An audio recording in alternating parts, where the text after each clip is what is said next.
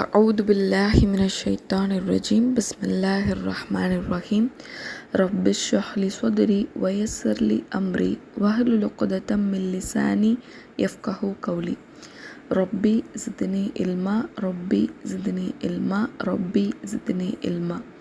நேசிக்கப்படுகின்றோமா வெறுக்கப்படுகின்றோமா அப்படிங்கிற தலைப்பில் இன்றைக்கி அல்லாஹ் நேசிக்காத ஒரு குணத்தை பற்றி பார்க்க போகிறோம். அல்லாஹ் தன்னுடைய திருமறை குரானில் சூரா ஆல இம்ரானுடைய 140வது வசனத்தில் சொல்லும்போது சொல்கிறான், வல்லாஹு லா யுஹிப்புல் ஸாலிமீன், நிச்சயமாக அல்லாஹ் அநியாயம் செய்வோரை நேசிப்பதில்லைன்னு அல்லாஹ் சொல்கிறான். அப்போது பிறருக்கு அநியாயம் செய்கிறது, பிறருடைய உரிமைகளை பறிக்கிறது, அவங்களுக்கு கொடுக்க வேண்டிய உரிமைகளை கொடுக்காமல் இருக்கிறது, இது எல்லாமே இந்த அநியாயத்தில் அடங்கும். ஒரு இறை நம்பிக்கையாளர் அநியாயம் செய்வது அவருக்கு அழகில்லை, அது இறை நம்பிக்கையாளருடைய பண்பல்ல அப்படிங்கிறத இந்த வசனத்தின் மூலம் நம்ம தெரிஞ்சுக்கலாம். இன்னும் இந்த அநியாயம் செய்கிறத பற்றி நபி ஸல்லல்லாஹு அலைஹி வஸல்லம் அவங்க சொல்லும்போது சொல்கிறாங்க, அநியாயம் கியாம நாள்களின் இருள், அந்த இருளுக்கு நீங்கள் அஞ்சிக்கோங்க அப்படின்னு சொல்கிறாங்க. ஏன் ரசூலுல்லாஹ் இந்த பண்பை கியாம நாளுடைய இருள்னு சொன்னாங்க அப்படின்னா, அல்லாஹ் ஒவ்வொரு மனிதனுக்கும் 2 விதமான கடமைகளை ஏற்படுத்தி கொடுத்துருக்கான். ஒன்று ஹுக்கூக்குல்லா, அல்லாஹுவுக்கும் அவருக்குமான கடமை. இன்னொன்று ஹுக்கூக்குல் இபாதா, சக மனிதருக்கு உள்ள கடமை. அல்லாஹுவுக்கு நம்ம செய்ய வேண்டிய கடமைகளில் ஒரு சில குறைகள் இருந்தால் அல்லாஹ் அதை நாடினால் நம்ம அதுக்காக மன்னிப்பு கேட்டால் அல்லாஹ் அதை மன்னிக்கக்கூடியவனாக இருக்கின்றான். அதே நேரம் ஹுக்கூக்குல் இபாதா, சக மனிதனுக்கு செய்ய வேண்டிய கடமைகளில் நம்ம ஏதாவது குறை ஏற்படுத்தியிருந்தால், அவங்களுக்கு ஏதாவது ஒரு அநீதம் நம்ம செஞ்சுருந்தோம் அப்படின்னா அந்த மனிதர் மன்னிக்கின்ற வரைக்கும் அல்லாஹ் நம்மை மன்னிக்க மாட்டான். அதனால தான் நபி ஸல்லல்லாஹு அலைஹி வஸல்லம் அவங்க அநியாயத்தை அஞ்சி கொள்ளுங்கள், அது மறுமை நாளில் உள்ள இருள்களில் ஒரு இருள் அப்படின்னு ரசூலுல்லாஹ் சொல்கிறாங்க. எந்த அளவுக்கு இது மறுமையில் நமக்கு இழிவை ஏற்படுத்தி கொடுக்கும் அப்படின்னா, இந்த அநியாயம் செய்த நபர் நாளை மறுமையில் நமக்கும் நம்மளுடைய சொர்க்கத்துக்கும் தடையாக நிற்பார். நம்மால் அநீதம் இழைக்கப்பட்ட மனிதர்கள் நாளை மறுமையில் நம்ம சொர்க்கத்துக்கு போகிறதுக்கு முன்னாடி அல்லாஹ்விடம் அதை பற்றி முறையிடுவாங்கன்னு ரசூலுல்லாஹ் சொல்கிறாங்க. அப்போது அந்த முறையீட்டின் போது என்ன நடக்கும் அப்படின்னா, அல்லாஹ் நீதியாளன் இல்லையா, அல்லாஹ் யாருக்கும் அநீதம் செய்ய மாட்டான் இல்லையா, அப்போது யாரெல்லாம் தன்னிடம் முறையிடுறாங்களோ அந்த நபர்களுக்கு அல்லாஹ் நீதியாளனாக நடந்துக்குவானாம். எப்படின்னா, அநியாயம் செய்த நபரிடம் உள்ள நன்மைகளை எடுத்து பாதிக்கப்பட்ட மனிதர்களுக்கு கொடுத்து அல்லாஹ் அதை சமன் செய்வானாம். பூமியில் நம்ம செஞ்ச எல்லா அமல்களுடைய நன்மைகளும் நாளைக்கு நம்மளால் பாதிக்கப்பட்ட மனிதருக்கு அல்லாஹ் கொடுத்துருவான். அதனால தான் ரசூலுல்லாஹ் சொன்னாங்க, அநியாயம் கியாம நாளில் உள்ள இருள்களில் ஒரு இருள், அதிலிருந்து நீங்கள் அஞ்சிக்கொள்ளுங்க அப்படின்னு அதே போல் நபி ஸல்லல்லாஹு அலைஹி வஸல்லம் அவங்க சொல்கிறாங்க, ஒரு மனிதன் அநியாயம் இழைக்கப்பட்டிருந்தா, அவன் பாதிக்கப்பட்டிருந்தா, அவனுக்கும் அவனுடைய ரப்புக்கும் இடையே அவன் பிரார்த்திக்கும் போது எந்த திரையும் இருக்காது. அல்லாஹ் பாதிக்கப்பட்ட மனிதனுடைய துவாவை அங்கீகரிச்சுக்கிறான் அப்படின்னு ரசூலுல்லாஹ் சொல்கிறாங்க. இன்னும் பாருங்களேன், இந்த அநியாயம் செய்யப்பட்ட மக்கள் எப்படி நாளைக்கு மறுமையில் இருப்பாங்களா, அவங்க எதை அநியாயம் பண்ணாங்களோ, எதில் அவங்க மோசடி பண்ணாங்களோ அதை அல்லாஹ் பல மடங்காக்கி அவர்களுடைய கழுத்தில் தொங்க விடுவானா. உதாரணத்துக்கு ரசூலுல்லாஹ் சொல்லும்போது சொல்கிறாங்க, அவங்க ஒரு நிலத்தை மோசடி பண்ணியிருந்தாங்கன்னா அது அல்லாஹ் 7 மடங்காக மாற்றி அவருடைய கழுத்தில் தொங்க விட்டுருப்பான். இது அவருக்கான தண்டனைன்னு ரசூலுல்லாஹ் சொல்கிறாங்க. இப்போது அநியாயம் உரிய பண்பு நம்மக்கிட்ட இல்லை. நம்ம யாருக்கு பெரிதளவில் அநியாயம் செஞ்சிட்டோம் அப்படின்னு நம்ம இதில் அசால்ட்டாக இருந்துடாமல் நம்ம கொஞ்சம் சிந்திச்சு பார்க்கணும். நம்ம யாருக்காவது நம்மளுடைய சொற்களால் அநியாயம் பண்ணுறோமா, பேச்சுக்களால் யாரையாவது நம்ம பாதிக்கிறோமா, நம்ம வார்த்தைகளால் யாரும் காயப்பட்டிருக்காங்களா, நாளைக்கு இவங்க அல்லாஹ்வுக்கும் நமக்கும் இடையே நம்மளுடைய சொர்க்கத்தை பறிக்கக்கூடியவங்களாக இருந்துருவாங்களோ அப்படிங்கிறத நம்ம அஞ்சணும். அதே போல் நம்மளுடைய செயல்களால் யாரும் பாதிக்கப்பட்டிருக்காங்களா, நம்ம செஞ்ச ஒரு செயல் ஒரு மனிதருக்கு பாதிப்பை ஏற்படுத்தி அதால் அவர் அநீதம் இழைக்கப்பட்டவராக இருக்காரா அப்படிங்கிறத நம்ம சிந்திச்சு பார்க்கணும்.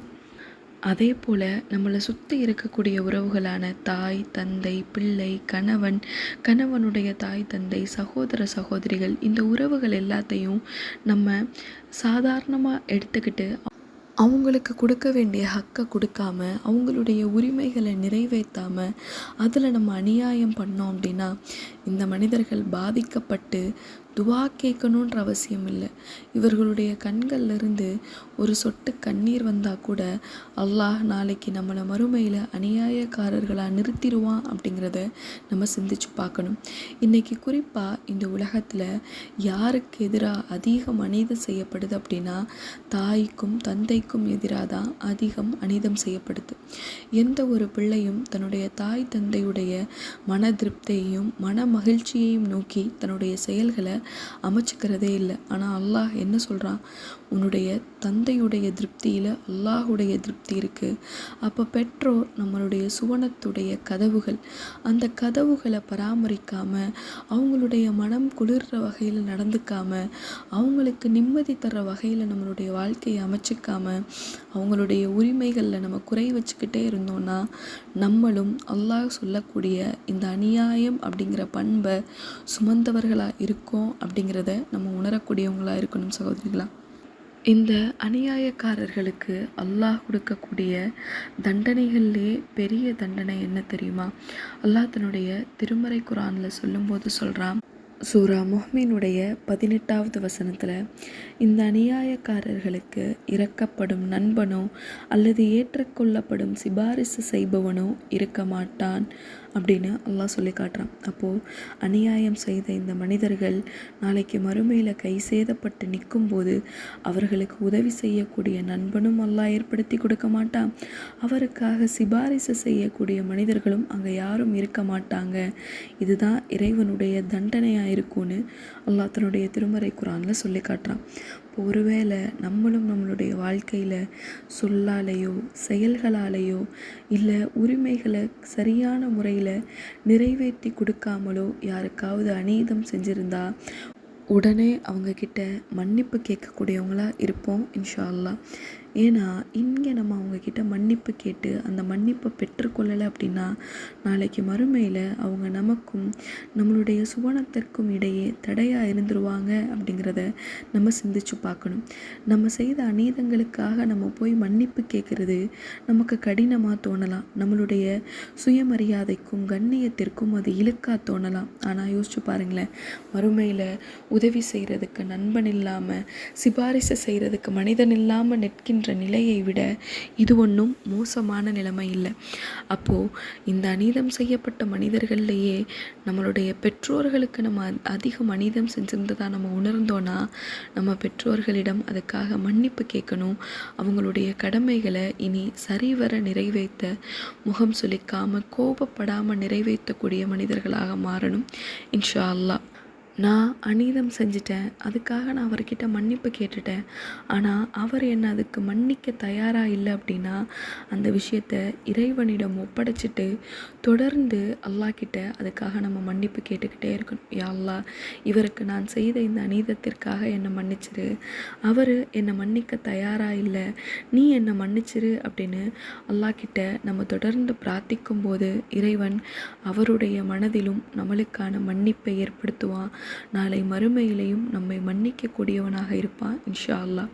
அப்போது அல்லாஹ் நேசிக்காத இந்த பண்பு நம்மக்கிட்ட இருந்தது அப்படின்னா அதிலிருந்து நம்மை தூரமாக்கி கொள்ளக்கூடிய மனிதர்களாக இருப்போம் இன்ஷா அல்லாஹ். இறுதியாக ஒரு பிரார்த்தனையோட இந்த நினைவூட்டலை நான் நிறைவு செய்கிறேன். யா அல்லாஹ், சக மனிதர்களுக்கு அநீதம் செய்யும் சூழலில் இருந்து என்னை பாதுகாத்து வைப்பாயாக.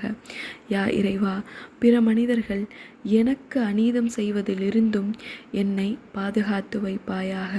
நாளை மறுமையில் உன்னுடைய நேசத்திற்குரிய அடியானாக என்னை எழுப்புவாயாக. அஸ்ஸலாமு அலைக்கும் வரஹ்மத்துல்லாஹி வபரகாத்துஹு.